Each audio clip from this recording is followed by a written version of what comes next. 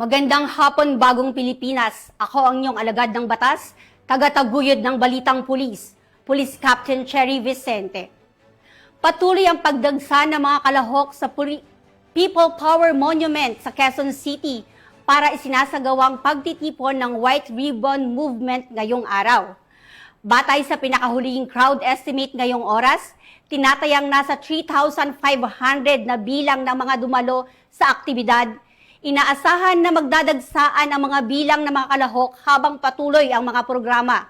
Samantala, nananatiling nakaalerto ang mga kapulisan na nakadeploy sa lugar upang tiyakin ang seguridad, kaayusan at kapayapaan sa pagdaraos ng pagtitipon. Patuloy ring minomonitor ng mga otoridad ang sitwasyon at sa kasalukuyan ay wala pang naitalang anumang hindi kanais-nais na insidente. Patuloy na maghahatid ang Police News Network ng mga pinakabagong update kaugnay ng aktibidad. At para sa napapanahong balita, laging tumutok sa Police News Network. Alagad ng batas, tagataguyod ng Balitang Pulis. Police Captain Cherry Vicente, para sa bagong PNP, para sa bagong Pilipinas.